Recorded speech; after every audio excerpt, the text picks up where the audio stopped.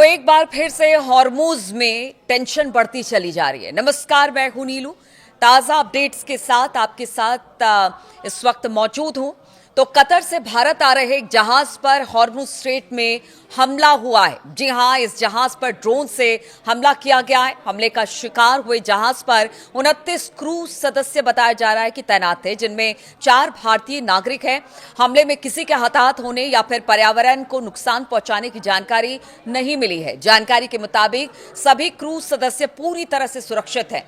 ये घटना ओमान की खाड़ी में हॉर्मूज स्ट्रेट के पास बताई जा रही है। सूत्रों के अनुसार बताया जा रहा है कि हमले के बाद जहाज के इंजन में आग लग गई और बहुत ज्यादा धुआं उठता हुआ देखा गया है।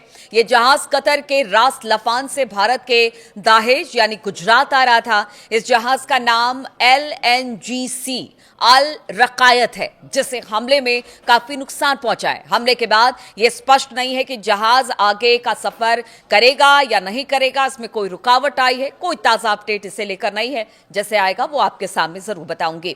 लेकिन अब आपको बता दें, मंगलवार यानी कि 7 जुलाई का दिन हॉर्मूज स्ट्रेट में भारी तनाव वाला रहा।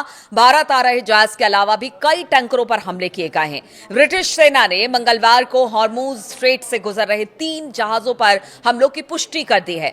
United kingdom maritime trade operation यानी कि UKMTO ने बताया कि जहाजों को अज्ञात किसी ड्रोन से या किसी चीज से निशाना बनाया गया। ईरान की ओर से यह नहीं कहा गया कि मंगलवार के हमले में उसकी सेना ने किए हैं। हालांकि अमेरिका ने इसके पीछे ईरान का हाथ माना है। बताया जा रहा है कि इन जहाजों को निशाना तब बनाया गया जब ये जहाज ईरान के तय किए गए समुद्री रास्ते से भटक गए थे। यानी ईरान ने एक रास्ता तय किया है और वो बार बार कहता रहा है कि अगर ये तय रास्ते से ये जहाज जो भी तेल या फिर गैस के टैंकर हैं वो यहां से अगर नहीं गुजरते हैं, किसी और रास्ते को, खासतौर पर ओमान तट की तरफ से निकलते हैं, तो फिर उन पर हमला किया जाएगा, चाहे वो किसी का भी जहाज हो। हमने जो एक रूट तय किया है उसी रूट पर आपको जाना होगा। टोल और बाकी चीजों की बात तो बाद में है, लेकिन जो रूट हमने तय किया गया है, अगर वहां से आप इधर उधर अगर जाएंगे तो फिर आप पर हमला किया जाएगा। और इसी को लेकर ईरान की तरफ से ये पहले ही चेतावनी दे दी गई थी। हालांकि देखिए, जो जिन जहाजों पर हमला हुआ है, ईरान ने इसकी जिम्मेदारी नहीं ली है, लेकिन अमेरिका का कहना है कि ईरान ने ही किया है। आपको बताएंगे अब अमेरिका ने इसके बाद क्या किया है और क्यों आखिर टेंशन यहां पर स्ट्रेट ऑफ हॉर्मूज में बढ़ गया है। तो ईरानी सेना ने जहाजों को हॉर्मूज स्ट्रेट से उनके तय रास्तों से ही गुजरने को कहा है। हॉर्मूज स्ट्रेट में जहाजों पर हमले का इल्जाम ईरान पर लगाते हुए अमेरिका ने नए सिरे से अब एयर स्ट्राइक कर दी है। हॉर्मूज स्ट्रेट के पास स्थित ईरान के द्वीप पर अमेरिकी सेना ने बमबारी की है। ईरानी मीडिया ने अमेरिकी हमलों की पुष्टि करते हुए बताया कि केशम और बंदर अब्बास में बुधवार तड़के धमाकों की आवाज सुनाई दी है और इस धमाके की आवाज को लेकर उन्होंने कहा है कि अमेरिका की तरफ से हमला किया गया है। देखिए, US सेंट्रल कमांड है, उनकी तरफ से ईरान पर हमलों के बाद जारी बयान में कहा गया कि अमेरिकी सेना ने अंतर्राष्ट्रीय जलमार्ग में कमर्शियल जहाजों को निशाना बनाने के जवाब में अटैक किया है।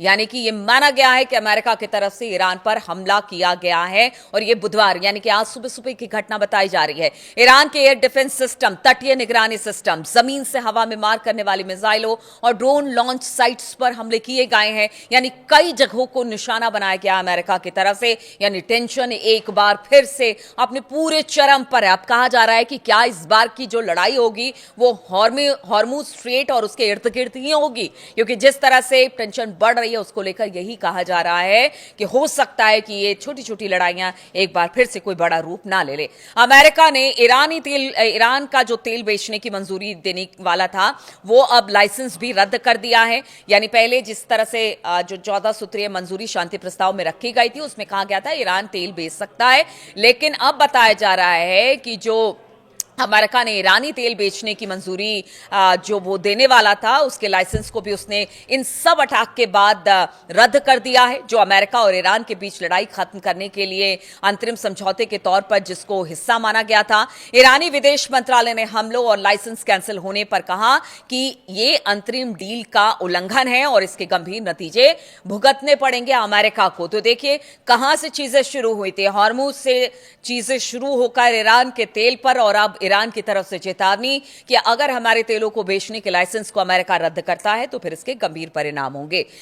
अब एक खबर और आ रही है कि देखिए, हाइफा में जो नेतन्याहू है वो पहुंचे अपने नेवल बेस पर और कहा यह जा रहा है कि वहां पर उन्होंने एक तरह से कह दिया है कि स्ट्रेट ऑफ हॉर्मुज से जो जहाज गुजर रहे हैं उनकी सुरक्षा वो करेंगे। तो क्या अब इसमें यानी कि हॉर्मुज में अपने जहाज तैनात करेगा इजराइल या फिर कहीं और तैनात करने वाला है? क्या संदेश देना चाहते हैं नेतन्याहू अपने नेवल बेस पर पहुंचकर, यह भी देखने वाली बात होगी। और क्या इसीलिए कहा जा रहा है कि क्या अब ये जो लड़ाई है अगर आगे आने वाले दिनों में ये टेंशन और बढ़ती है तो क्या स्ट्रेट ऑफ हॉर्मुज और उसके आसपास होगा?